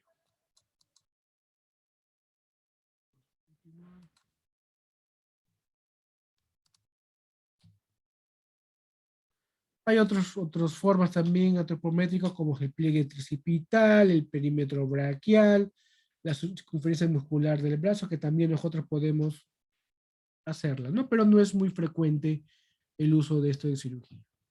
Esto más que todo lo hacen, por ejemplo, si nosotros sospechamos en un paciente que tiene algún trastorno nutricional, pues lo mandamos a evaluar por la nutricionista. Entonces ella también hará todas las medidas antropométricas. Pero es bueno que nosotros lo conozcamos. ¿Y qué marcó de bioquímicos? Principalmente la albúmina, ¿no? La albúmina. La albúmina es un buen marcador del estado nutricional. Tiene un tiempo de vida media prolongado, aproximadamente en 2 semanas. ¿Qué otros exámenes puedo pedir? La transferrina, la prealbúmina o la proteína transportadora de retinol. Pero miren, su tiempo de vida es mucho más corto. ¿Cuál es la principal? La albúmina. Entonces, con la albúmina yo puedo ver que un paciente está desnutrido, pero ya por lo menos al menos 2 semanas, más de 2 semanas, ¿correcto? Entonces, en cambio, con los otros marcadores, vamos viendo más que todo de nutrición aguda, ¿no? Una nutrición crónica, ya podemos ver una disminución de los niveles de albúmina.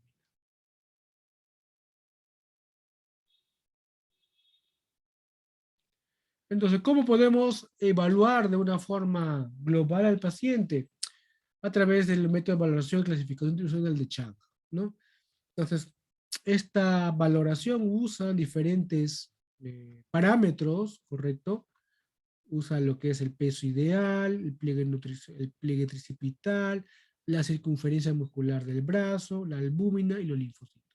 De acuerdo a estos parámetros, se va a catalogar al paciente el estado nutricional, ¿correcto? Entonces, esta es una forma de evaluar, ¿no? Una forma de evaluar lo que es el profesional de sanitario nutricional evaluará y nos dará una clasificación de nutrición proteico leve, moderado, grave, etc.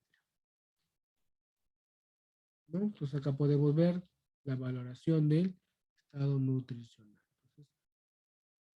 Entonces, la que ya viene más a nosotros, el soporte nutricional, ¿correcto? Una es la evaluación nutricional del paciente, otro es el soporte nutricional. Entonces, lo ideal del soporte nutricional es la nutrición enteral, ¿correcto? Entonces, si nosotros damos un buen soporte nutricional a nuestros pacientes, satisfacemos las necesidades calóricas diarias, obviamente va a mejorar ¿en qué? En la cicatrización de sus heridas, en la disminución del riesgo de infecciones y en la prevención de pérdidas proteínicas musculares, o sea, en las hipotrofias musculares. Antiguamente, cuando se operaba a un paciente, por ejemplo, del tubo gastrointestinal, lo mantenían en un periodo de ayuno prolongado. Entonces lo tenían 3, 5 días sin comer. Entonces, obviamente eso conllevaba a que las microvellosidades y las vellosidades intestinales disminuían. Y cuando ya se iniciaba la nutrición enteral, pues había una síndrome de malabsorción, porque había estado en un tiempo de ayunas muy prolongado y por lo tanto esto incrementaba esta mala absorción. Entonces es por eso que ahora lo que es la nutrición perioperatoria consiste en lo que es reponer o usar lo que es la vía enteral tempranamente.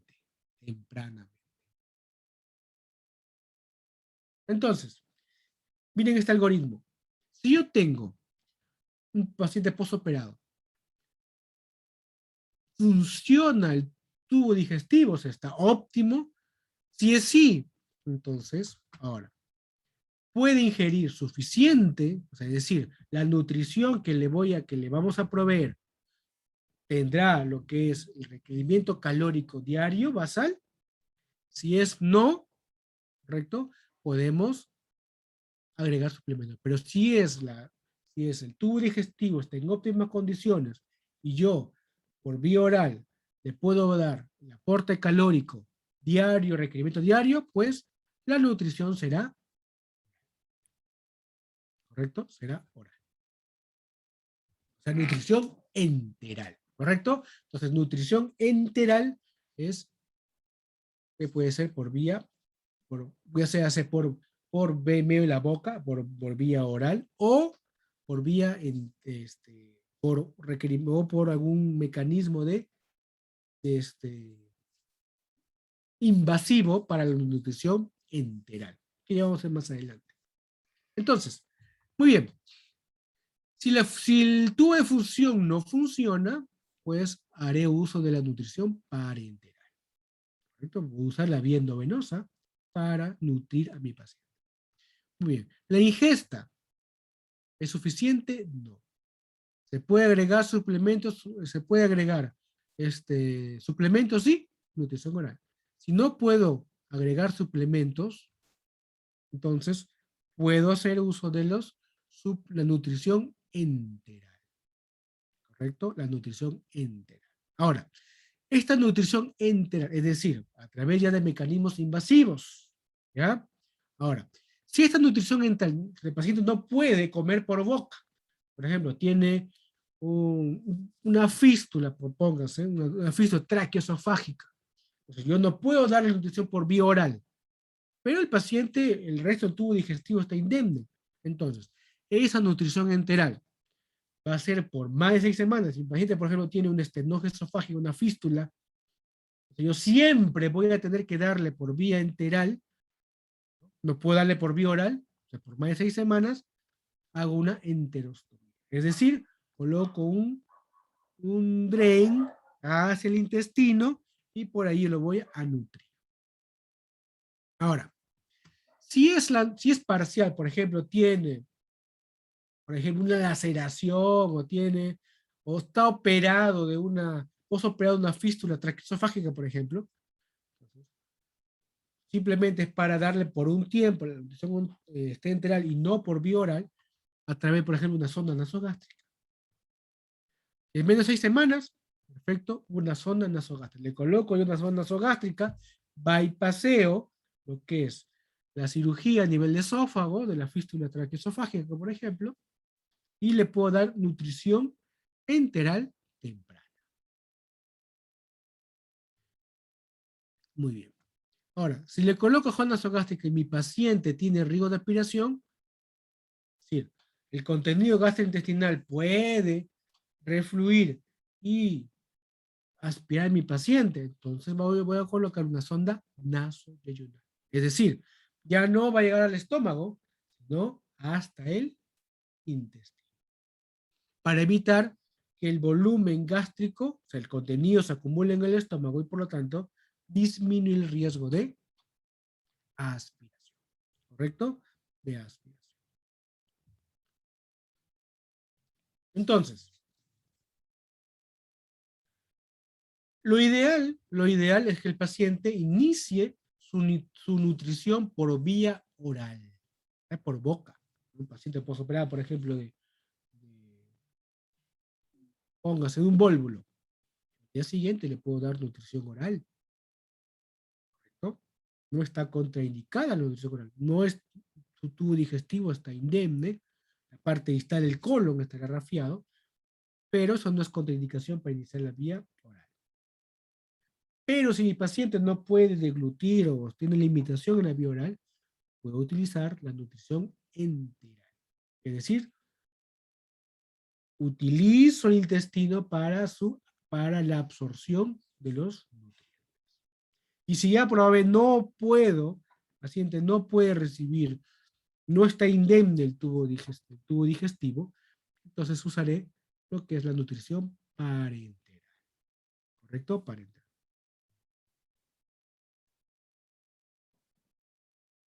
Entonces, ¿cuál es la vía la vía más usada para la nutrición preoperatoria? Entonces, si el paciente, por ejemplo, tiene un estado sin desnutrición, ¿correcto? No es desnutrido, el paciente tolera el ayuno, porque recuerden que toda cirugía que pedimos 8 horas, mínimo 8 horas de ayuno. Pero ¿qué sucede en pacientes desnutridos? Pero tengo un desnutrido severo. Obviamente, este paciente primero tiene que ir a terapia nutricional preoperatoria. Luego que yo he mejorado mi nutrición, puede ser operado, siempre y cuando la cirugía sea electiva. Si es una cirugía de emergencia, el paciente tiene que ir de todas maneras a cirugía. En el postoperatorio ya usaré la nutrición tanto enteral como la parenteral, ¿correcto? Una nutrición mixta.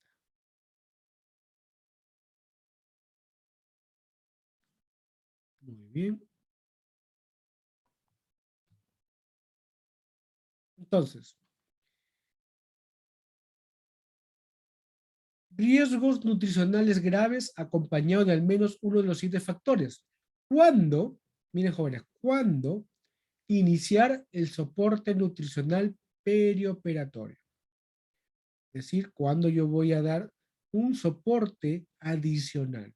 Es decir, no solamente voy a cubrir los requerimientos calóricos básicos, sino que tengo que aportar adicionalmente proteínas o algún oligoelemento adicional, principalmente el magnesio. Entonces, por ejemplo, ¿cuándo yo debo hacer eso? Uno, cuando mi paciente está con antecedentes de nutrición grave o una enfermedad hepática crónica, por ejemplo. Cuando hay una pérdida involuntaria de más del 15% del peso corporal. O 5% del peso corporal en un mes, una pérdida del 5% del peso en un mes. Cuando yo tengo prevista que en mi cirugía hay una pérdida mayor de medio litro de sangre, ¿no? Por ejemplo, tengo una paciente, una cirugía vascular donde yo preveo que va a haber una pérdida sanguínea, entonces también este paciente tiene que ir a un soporte nutricional perioperatorio. O cuando tiene un peso menor del 20% o un índice de masa corporal del 18.5 kilogramos por metro cuadrado, y IMC 8.5. Entonces también este paciente va a ir a soporte nutricional. Cuando ha tenido un paciente retraso en las curvas de crecimiento y desarrollo pediátrico, cuando tengo una albúmina menor de 3, esto es importante. Nosotros siempre, en todo paciente, en la evaluación preoperatoria, ustedes como han visto en la evaluación preoperatoria, han visto que a todo paciente que va a ser operado, se le pide al menos la albúmina, perdón, las proteínas totales y fraccionadas, para ver principalmente la albúmina. Una albúmina menor de 3, tengo que darle a soporte proteico postoperatorio.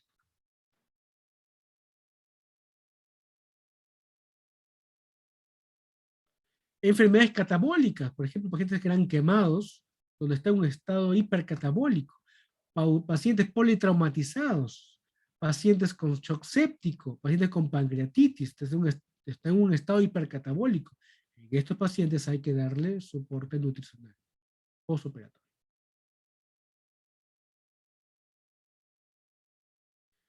Y si el paciente, yo preveo que el paciente, en al menos 7 a 10 días postoperatorios, no va a poder cubrir sus necesidades calóricas, entonces, por ejemplo, un paciente que es obeso mórbido, paciente que tiene un trastorno nutricional y que yo veo que en sus 7 a 10 días postoperatorios, un paciente, por ejemplo, postrado, entonces donde obviamente puede haber un hilo postoperatorio, entonces yo preveo de que el aporte nutricional oral va a ser deficiente, pues ese paciente hay que tener cuidado porque va a requerir un soporte nutricional adicional. Ahora, ¿cuáles son las formas de dar nutrición parenteral? Dentro de la nutrición parenteral es por vía endovenosa. Miren, se puede dar por vía periférica, pero principalmente la nutrición parenteral se da por vía central. Es decir, uso una vía de acceso central, ya sea por la vena yugular interna o por la vena subclavia. Lo ideal es tener un acceso central, ¿correcto? Un acceso central. ¿Se puede utilizar la vía periférica? Sí, pero para nutrición parenteral parcial probablemente. Pero idealmente la vía por cual se va a dar la nutrición parenteral idealmente es una vía de acceso central, ¿ya? Central, ya sea usando la vena yugular interna o la vena subclavia, ¿correcto? Siempre se recomienda el uso de una vía central. Y la otra recomendación es que sea exclusiva para nutrición parenteral. Por ahí yo no puedo dar medicamentos. Es una vía exclusiva para nutrición parenteral. Y las otras vías, que son las vías enterales, tenemos, por ejemplo, ¿cómo se llama la sonda que va por la nariz y llega al estómago? La sonda nasogástrica, ¿correcto? Nasogástrica. ¿Cómo se llama la sonda que va desde la nariz hasta el intestino, hasta el yeyuno? La sonda nasoyeyunal. Son vía enteral, ¿correcto? Enteral. Muy bien. ¿Cómo se llama el tubo que va hacia el estómago? Tubo de gastrostomía. Miren, tubo que va directamente al estómago. Yo no puedo colocar la sonda, o recuerden que estas sondas nasoyeyunales o nasogástrica se usan por un periodo menor a 6 semanas.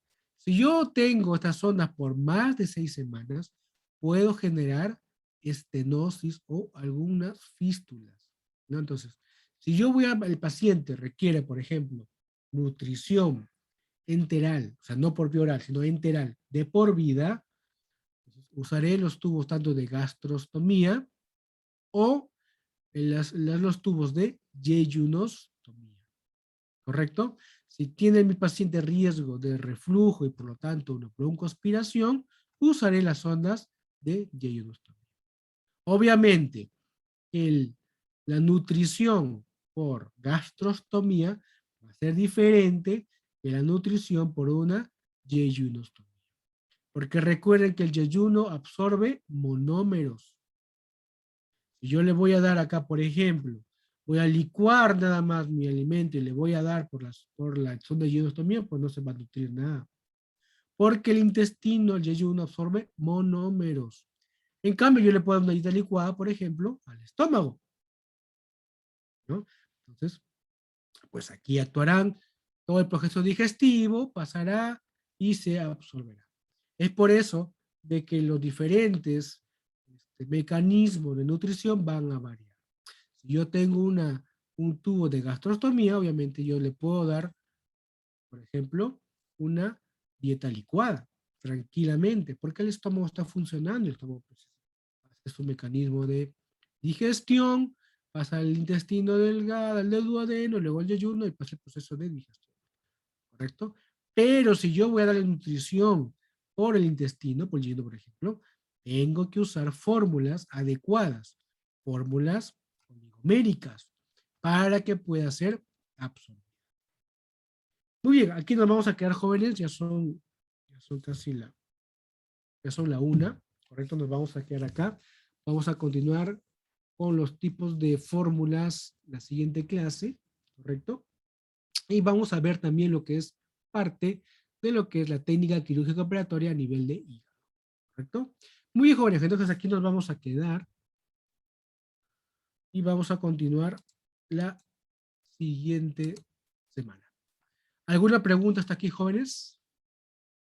Disculpe que no haya encendido mi cámara, tengo una señal muy inestable, estoy conectado al celular, que para no sobrecargar la línea. Muy bien. Mejor